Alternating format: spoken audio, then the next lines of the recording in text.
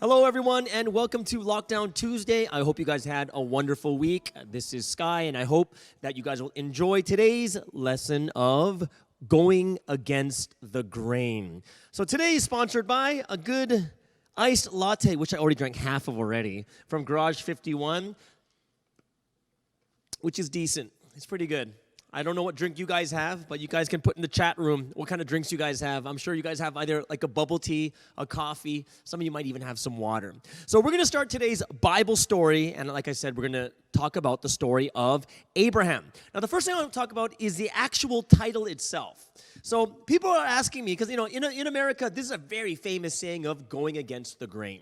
Okay? And what it is, like say if you have wood, there's a grain where there's lines like this. I got a better one. Durian? Durian's got lines on it. And if you cut against it, it's really hard to open. But if you cut along the lines, what happens is you can easily pull it apart. If you cut against the lines, what happens is it's more difficult. In life, when you say you're going against the grain, it means it's an action or an idea that is difficult to accept or do because it conflicts with your beliefs, your ideas, and also your principles. So what people do is they kind of follow what everyone else is doing, right? Whether it's an action or the way people think, everyone is going along the grain. But every once in a while, what happens is there are people that come against it, and of course, everyone goes nuts. So let me tell you a very interesting thing that you should think about. If you do just like everyone else does, then what's going to happen? You will have the exact same result as everyone else, which is normal and average. Now, if you look at the super successful people in the world, they don't do what the average person does. They don't go with the grain, but they go against it, and the result is completely different, and it's so much higher. Let me give you an example. In the furniture industry, you could buy furniture in tons of places, right? So you go to a furniture shop, and in the past, back in my days, right? What happens was you buy furniture, and then after you buy it, you rent a huge truck, put all this furniture into the truck, and you take it to your house, and then you put it in your house. Whether it's like huge couches or tables, everything is just there, put in the truck, and it's gone. That's going with the grain. But then someone came along and went against the grain. And you know who it was? It was the people from Sweden, or was it Finland? I think it's Sweden, and it was IKEA. And what did IKEA do? They said, no, let them make it themselves. And people are like, no one's going to want to make it themselves. They're like, no. We're going to make furniture. They're going to make it themselves. And what happens is now people bring regular cars, minivans, small trucks, and they can load all the furniture they want, and all they do is they assemble it at home. That is going against the grain, and now they are very successful. Another one is a company that all of you know right now really, really well. You know who it is? Netflix. Okay, everyone knows Netflix right now, right? I'm sure you're watching like The Last Dance with Michael Jordan, or that Korean drama of zombies with the king, whatever it is, right? There's so many things on there. Not that I watch it, maybe, possibly, but not sure, but maybe. Okay, either way. So Netflix, you know what was here before Netflix? It's a place called Blockbuster Video. I don't know if any of you remember this. You actually had to drive to the store and you rented VHS cassettes or DVDs. And then you pay for them and you get it for one night, and the next day you have to bring it back to the store. Netflix is all on the internet. Where's Blockbuster? Doesn't exist. Why? They started online streaming services for renting videos, which is now everywhere in the world. And now that we're in lockdown, I think that everyone is living off of Netflix. It's like in your blood or something, right? So that's what it means to go against the grain. So the story we're going to talk about today is one of the most successful people in the Bible, and this figure is Abraham. How big is Abraham? He is considered the father of all faith in Judaism and Christianity. Everything goes back to Abraham. And even Jesus kind of mentions him as the beginning of faith. He is the father of faith. So what we're going to do is we're going to learn from his life of going against the grain.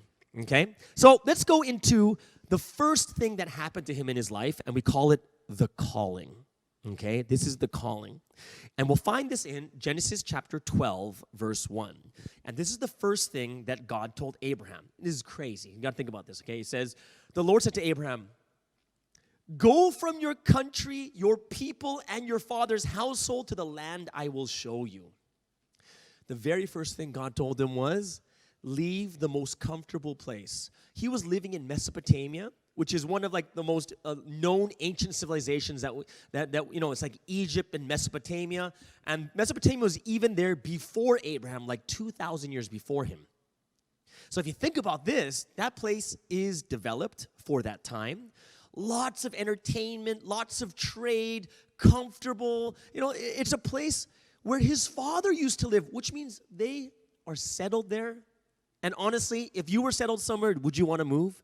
And you know what? God was not telling him just to move like to the next door. He's saying, go to another country. And you know what's even crazier?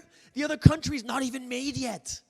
So he has to leave this established, comfortable place and by faith go over to somewhere else and do what? And build another place. Now, what am I going to ask you is this. God was asking him to do what? To go to uncomfort and to go to suffering. That's what he's telling you. Now, how many of you would do that? If right now, some of you have kids, some of you have dogs, cats, whatever it is, take all your possessions, everything you have, and God say, hey, you know what? Go to Singapore. Actually, Singapore's pretty nice, so let's try somewhere else. Where's a place that is not as good as Malaysia?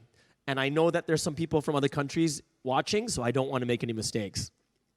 Let's just say I'll make fun of my own country.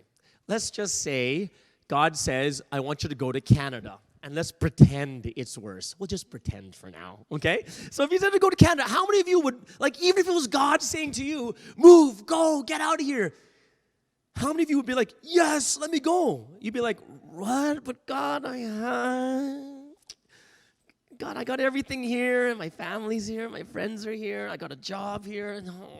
And even if it was a little bit uncomfortable here, even if you didn't have the job that you liked, you would probably kind of resist and say, I don't know if I can do this. You see, everyone doesn't like risk. We don't.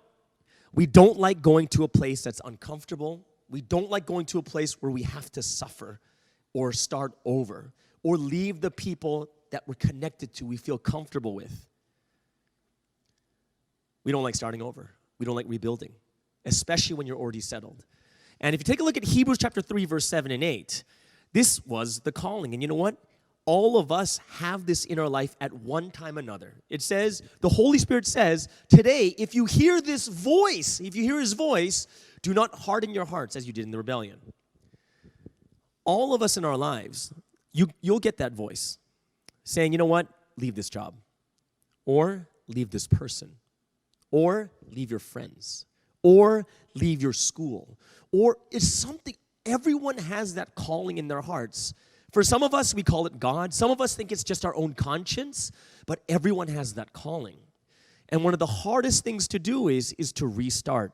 But the difference is, the thing I'm telling you right now is, the thing that made Abraham successful, the thing that made him even greater than what he was, is he was willing to restart, and he's willing to push himself out of his comfort zone. And one thing we have to realize too is, especially in this time of lockdown, I'm sure many of you are bored. Many of you have seen every episode on Netflix, but many of you also are starting to think very deeply about your life and reflecting on what's going to happen. Why? Some of you are going to need to change your jobs. Some of you are going to rethink about the people you're living with. Some of you are going to even rethink about your boyfriends and girlfriends. Some of you may even rethink about your husbands and wives. Like, God forbid that, right? But it's true. In our hearts, we all have callings. Whether it's to move to another place, the next region, the next country. But the one thing we can learn from Abraham is, if you always go with the grain, you will always miss out the greater opportunity. And we have to be those people that learn from Abraham. What is the wisdom? Yeah, sometimes we have to listen to the calling that we have in our heart so we can go to the next stage in life.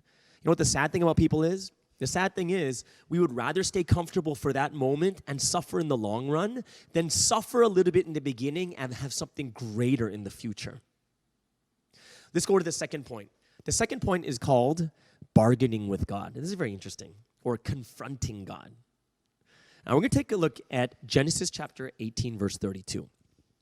And this is a very interesting situation because Abraham meets up with God, or someone who is the representative of God, right? There's three of them. And, he feeds them, he takes care of them, then they're walking away. And all of a sudden, look at Genesis chapter 18, 32, it says, may the Lord not be, sorry, not this one. I'm going to talk about this a little bit later. Well, basically what he says, God says to him is, you know what? Could I keep this away from Abraham? This news that I have for him? And what's the news? The news is, I'm going to be judging Sodom and Gomorrah. And then Abraham's like, And you got to think about this. He's talking to God, and he's like this. Hey, God, what if there's 50 righteous people? Would you still destroy the area? Actually, no, he doesn't talk like that, but let's just pretend he does, right? And God's like, no, for 50 people, wouldn't do it. And he's like, 45? And God's like, no, 45, I wouldn't destroy it. And he's like, forgive me for being so bold. How about 40? And God's like, no, not for 40. 30? And he starts bargaining with God. You got to think about this. Tell me how crazy this is. To bargain with God, and not just once, he does it 5 times until the number comes down to 10 people, right? And that's what we see in Genesis chapter 18, verse 32. It's that last one. He's like, may the Lord not be angry, but let me speak just once more. What if only 10 can be found there? And what does God say? For the sake of 10, I'm not going to destroy it. So here's the thing. Am I telling you to go to your bosses and mouth them off and say, be bold and talk to your bosses and tell them, hey, boss, you suck, or whatever it is? No, I'm not saying that. What I'm saying that is we need to know our relationships. We might think to ourselves that Abraham is super bold. Oh my gosh, how did he do that with God? The only reason we would say that is because we don't have that relationship with God. That's the only reason. That's why some people are scared to talk to their bosses and some aren't. You have to know your relationship. I'm not telling you to go to your parents and mouth them off. I'm not telling you to stand up against your bosses. I'm not saying any of these things. What I'm saying is you need to know your relationships that you have. You see, Abraham had a relationship of respect with God. He already knew the relationship. It was a clear understanding of the relationship the two of them had. He obviously respected God, and he knew that God respected him also. Let's look at Luke chapter 12, verse 7. How much does God respect people? And you have to know this too, because we should be bold enough too, and it wouldn't even be bold if we understood how God saw us too. It says, the very hairs on your head are all numbered. Don't be afraid, you are worth more than many sparrows. God is like, come on. Do you really think you're nothing? You're created in my image. Abraham had a clear understanding of the relationship he had with God. And this is why he's not sitting there mouthing God off. But because the relationship is understood, this is why he was able to speak up to God. Now, when we look at our lives too, I want you to take a look at your life also with the close and important relationships that you have. Can you speak your mind? Do you feel respected? Do you feel you can say what you need to say? Even if situation like someone has made up their mind, are you comfortable enough to say something and try to change their mind? Are you in those types of relationships? Or do you find yourself stuck? Where they say something, you're like, I can't say anything. Can I really say something? No, I don't know if I can say anything about this. One of the biggest issues we have is I'm not bringing this up so you stand up to people above you. No. The only reason I brought this up is because in our hearts, in our perspective, we think, wow, how could he stand up to God? And the answer is, he can stand up to God, not because he can. It's because it's only in our perspective that we think he's standing up. But if you know the relationship and there's a clear understanding, then what happens? Then it is not standing up to God. It's a normal relationship that both sides understand. You see, you need to search for this in your everyday life too, and in the important and major relationships that you have, right? If you want your relationships to last, you have to have a clear understanding of each other and a clear understanding of respect, which means what? You can't enable people to keep trampling on you or shutting you down. That's not a proper relationship for your major close relationships. Even Abraham clearly understood his relationship with God, and could ask 5 times, hey God, come on, how about 45, 40, 30, 20, 10? And for us, it seems a little bit much.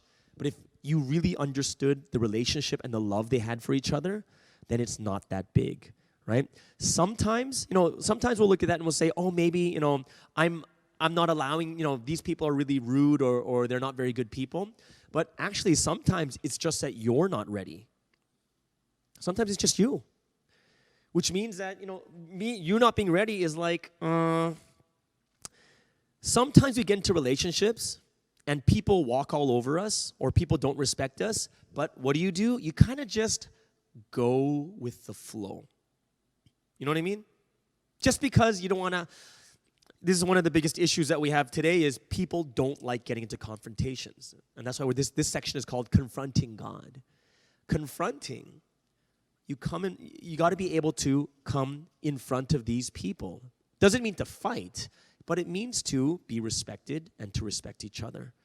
And I hope that you guys too will learn from this situation that even Abraham, having a clear understanding of the relationship, could even talk to God, which is quite amazing. All right? So let's go to the next one. The third point is, we call this, and this is really famous, we call this the greatest test. Right? The greatest test. And this story is quite amazing because Abraham had a kid at 100 years old, like his only son. Back then, the sons were like everything. We'll talk about this a little bit later. But Abraham had his only son, and you know what God tells him to do? Look at Genesis chapter 22, verse 2. And this is what God tells Abraham to do. And this is something like, whoa, like how, what? And he says, take your son, your only son, whom you love, Isaac, and go to the region of Moriah. Sacrifice him there as a burnt offering on a mountain I will show you. And we're like, what? God is telling Abraham to kill and sacrifice his own son. Okay, so, Abraham takes his son up, ties him up, puts him, they go to the top of the mountain, puts him on an altar. Right? And, can you imagine if you were Isaac, his son? Like, what would you be doing? Wouldn't you be like, hey, Dad, why are you tying me up? Hey, Dad, oh, why are you covering my mouth? Hey, Dad, why is there an apple in my mouth? And it's like, you'd be sitting there going, what's going on? And then he puts you on the altar. And can you imagine when you finally figure out, my dad's going to kill me? Like, my dad's going to sacrifice me. So what happens is in the story, I got to get a nice knife here. Takes a knife. And he raises it, and he's like, God, this is for you, right? It's like, ah, la, la, la, whatever it is. And he goes, ah, and he starts to, and right at that point, it's in Genesis chapter 22, verse 12. What does God say? He says, do not lay a hand on the boy. And this is kind of weird, right? Because then it's like, I thought you just told me, what do you mean? Are you a little bit crazy? He's like, kill him. Oh, no, wait, don't kill him. He's like, okay, like, what do you mean? But he says, don't put a hand on the boy. God said, do not do anything to him now that I know that you fear God, because you have not withheld from me your son, your only son. So this is an interesting story because he tells Abraham to sacrifice the most valuable thing to him. Abraham was willing to do it, and this is when God considered him the person of faith, that he had so much faith in God that he was even willing to sacrifice his son. So here's the thing. People find this story disturbing. How could God make someone sacrifice their own son? Is this God even good? Like what? How can God do this? Like this loving God makes someone sacrifice their own son. What can we learn from this? And I want to talk to you about what is the main thing we need to learn from this is you need to always see the bigger picture. You're like, what? There's something bigger than your own son? Like that's your own flesh and blood. Is there anything bigger than your own son? Seeing the bigger picture is seeing the great purpose And what I'm going to tell you today is a lot of the things that you hold so close to you, like your only son, they're not as big as you think. They're not. And you think to yourself, well, what's bigger than my only son? What is my son? Is there anything bigger than my son? And the answer is, yes, there is. And you would agree with me after I tell you these situations, that there are things bigger than your only son. There are. For instance, let me give you an example. There's this video I saw on YouTube, very moving story. And what happens is there's this father that runs a train track, okay, and it's a bridge. So what happens is he switches when the bridge goes up, he has to turn the crank, and then it goes up, and then it comes back down, and he has to put the track back on. So what happens is he tells his friend, like, hey, it's his son. He goes to his son, he says, oh, son, something's stuck. Something's stuck over there. So the son goes in, because he's helped his dad a lot, goes down into the box where he's going to fix it. And then all of a sudden, a train is coming. Okay, now train is a passenger train filled with hundreds of people. Then he's like, son, quickly, quickly. The son's about to get out, and the train's getting really close, but then the foot gets stuck. So now, there's only one thing you can do. You either save the son and hundreds of people die, or you crank the track back on and allow your son to die. Question: what do you think is more important at that time? And think honestly. What's more important? And at that moment, and if they sacrificed their only son, would you look at the father and say this? Oh, you're a terrible father. You sacrificed your son so 800 people could live. How many people would actually look at that and say he's a bad father? No, we would actually glorify him. We would say, wow, amazing father that sacrificed his only son so that 800 people could live. True or untrue? Right? It's true. And that's why when you look at certain things, you can't say that the thing that you treasure the most right now, whether it be a person, whether it be your job, whether it be your house, whether it be a car, any of those things, you couldn't really say there's nothing bigger than that. Why? Because there's always something bigger than it. There's always something bigger. Always. Not everything in life is as big as you think. Right? Not everything is. So what do we have to do? The biggest problem that always gets to us is we forget the whole reason why we're doing things. Look at Philippians chapter 3, verse 14. And in Philippians chapter 3, verse 14, it says this. It says, I press on toward the goal to win the prize for which God has called me heavenward in Christ Jesus, right? I press on toward the goal to win the prize. I mean, your eyes are always on the bigger thing. What's the bigger goal? What is the bigger goal? You see, a lot of times people will forego the big goal for something that's smaller because they forgot about the big goal. Let me give an example that happens all the time in marriages or in relationships. Like when two people get married, the whole point of the marriage is love. Like because you love each other, that's why you're together, that's why you make a family, that's why you have a house, right? So let's say there's married people, right? And the whole reason is because they love each other. That's why they're married. That's why they're together, okay? So we got that in our mind now, right? So here's the thing. Imagine both of them sit together and they say, you know what? Let's have a kid. Because they don't have any kids yet. So let's have a kid. But what's the one condition? The one condition is we don't have enough money, so let's save up some money to get a house. And when we get a house with an extra room just for our baby, then we'll get the baby. Then we'll have a baby. So what both of them do is they both realize is, okay, it's time for us to make money so we can get the baby. So both of them take extra shifts, work overtime, saving more and more money. So what eventually happens? Both of them take overtime, they work more even on weekends, and they stop seeing each other that much because they're at work all the time. And because they're so stressed and they're working so much, saving all this money, they become frustrated and they get angry at each other, and eventually it's too much for them to bear. They both get divorced. What's the problem? Their eyes were only kept on saving money. That's it. They lost the whole point. The big picture was the love between the two of them. But instead, they want a baby, and they think, oh, we got to get a baby, but let's get a baby. We need more money, so we want more money. We got to work more. And they worked like crazy until their relationship broke. What happened? Their eyes were not fixed upon the prize that was there. What am I saying? Is don't forget why you're doing it. There's always a bigger reason. There's always a bigger reason, right? Marriage, relationships, friends, family, work, school. There's always a bigger picture. And if you lose that bigger picture, you get overstressed, frustrated. People get depressed, anxiety. People commit suicide. Why? They lost the bigger picture in the long run. So you can't forget that. So when we look at this story of Abraham, one of the most successful figures in the Bible, what do we see? I'm only talking about 3 things that happened in Abraham's life. And you know what?